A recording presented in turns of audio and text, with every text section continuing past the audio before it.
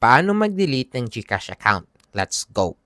So for me, una kong ginawa ay pumunta ako sa Google search engine and I search how to delete GCash account. After searching, makikita ninyo itong GCash Help Center, how to I delete or close my GCash account.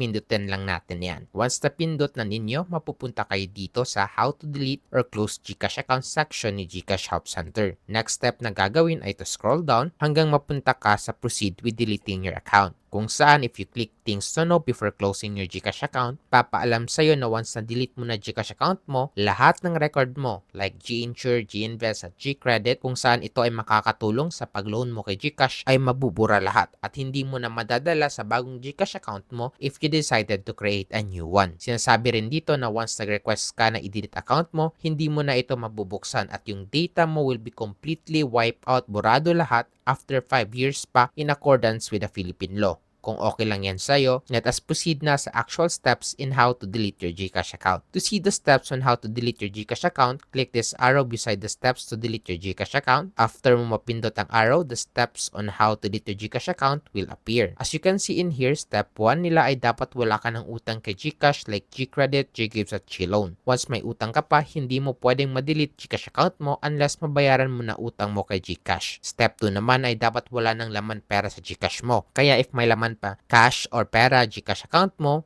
send mo muna sa trusted friend mo or ibang transfer mo sa other bank. Paano naman kapag hindi ko may labas pera sa GCash wallet ko kasi unverified o di kaya may system problem sa GCash? In that case, we can try helping you out sa paglabas ng pera mo. Pero hindi ito guarantee na kaya naming mailabas. But you can try messaging me at my FB page or Instagram, baka kasi within our capability lang problema ninyo. Third step naman ay to prepare your ID. Tanong po, ano po ba yung acceptable IDs ni GCash po for deleting my GCash account? Based sa research ko, ito yung mga valid ID na tinatanggap ni GCash kapag gusto mo na i-delete GCash account mo. Note, you can pause this video and take a screenshot to check kung meron ka bang mga ID na tinatanggap ni GCash. Paalala nga pala, dapat ID na gagamitin mo sa GCash ay hindi pa expired, hindi damaged, meaning clear at hindi burado or marumi. Pangatlo, dapat hindi ito scan or photocopy, dapat yung plastic form, except kung national ID kung saan tinatanggap nila ang scanned fill ID. Tulad nito. Kapag meron ka ng valid ID, let us proceed na sa step 4. Download the account delete form. Kung sinunod mo steps ko kanina, makikita mo sa step 4 ang link ng account deletion request form. Once mapindot mo yan, mapupunta ka dito kung saan pwede mo i-download ang GCash form deletion para makapag-delete ka na. Note pala, if you need a guide in filling out, I will teach you. Dito sa full name, ito yung GCash name na ginamit mo sa GCash account na gusto mo burahin. Dito naman sa GCash registered mobile number, ito yung ginamit mo na cellphone number sa GCash na gusto mo burahin. Once na fill out mo na, scroll down hanggang mapunta ka sa confirming your identity. Dito naman sa confirming your identity, basically gagawin mo lang dito is i-check kung anong merong ID ka to prove na ikaw may-ari ng GCash na gusto mo i-delete. Baka kasi may ibang tao na gusto lang i-delete GCash account mo kasi trip nila. So need nyo mag-submit ng ID as proof. Since passport meron ako, to proof na ako may-ari ng GCash, I will check passport. Note, since ikaw mismo ang may-ari ng GCash, and nag-request ikaw rin na nag-request ng deletion mo, no need to fill out this B. Ngayon, natapos na tayo sa step 4, let us proceed na sa step 5. Submit your deletion request. To submit, click mo itong click here URL at mapupunta ka dito. Dito sa email address, ito yung email address ng GCash account na gusto mo i-delete. Dito sa GCash registered full name, ito pa rin yung full name na ginamit mo sa GCash account na gusto mo burahin. Dito sa select country, if Philippines registered GCash mo, hayaan mo na itong Philippines. If hindi naman Philippines at ibang bansa, click this arrow para ma-edit mo pa country. Dito sa mobile number, ito yung mobile number ng GCash na gusto mo i-delete. Paalala lang pala sa pag-enter ng mobile number, dapat walang dash or space. Dapat katulad nitong pag-enter ko ng mobile number. Dito naman sa your account type, click this arrow at piliin mo kung anong fit sa GCash account mo. Kapag nakapili ka na, it will reflect. Dito naman sa why are you deleting this account, click this arrow at pumili ka reason mo for deleting your GCash account. Once nakapili ka na, makikita mo ito. Enter mo lang mobile number ng GCash account mo na gusto mo i-cancel or delete. Note, dapat pala nagmamatch nilagay mo na number dito sa iyong GCash deletion form. Dito naman, tinatanong lang kung na-register mo na ba SIM card mo na ginamit sa GCash na gusto mo i-delete. To answer, click this arrow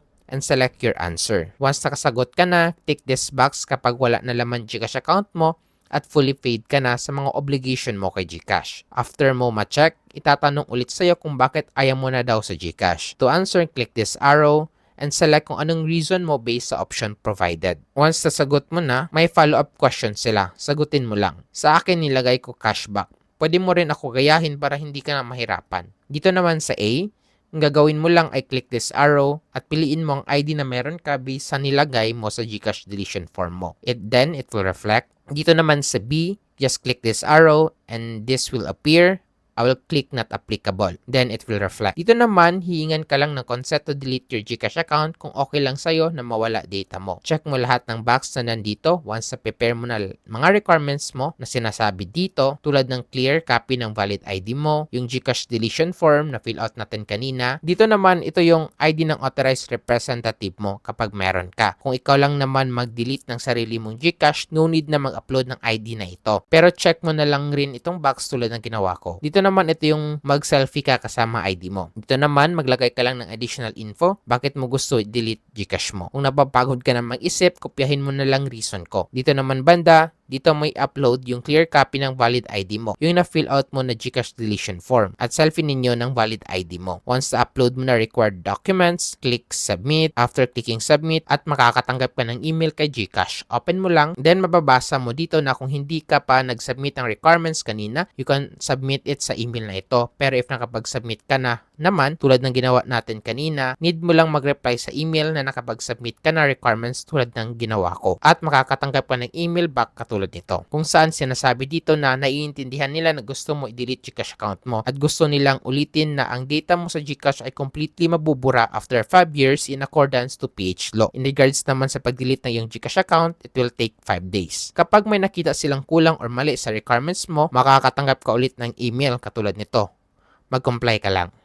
Once nag-comply ka, after 5 to 7 business days, makakatanggap ka ng email katulad nito kung saan sinasabi na deleted na po yung GCash account mo. Helpful ba ang video na ito para sa inyo and gusto nyo din matutunan paano i-contact ang customer service ni GCash? May tutorial din ako para dyan, click mo lang ito. O di kaya gusto mo matutunan paano mag-cash out ng unverified GCash? May tutorial din ako para dyan, click mo lang ito. So if you want more videos like this, don't forget to like and subscribe. Yun lang. See you on my next video. Let's go.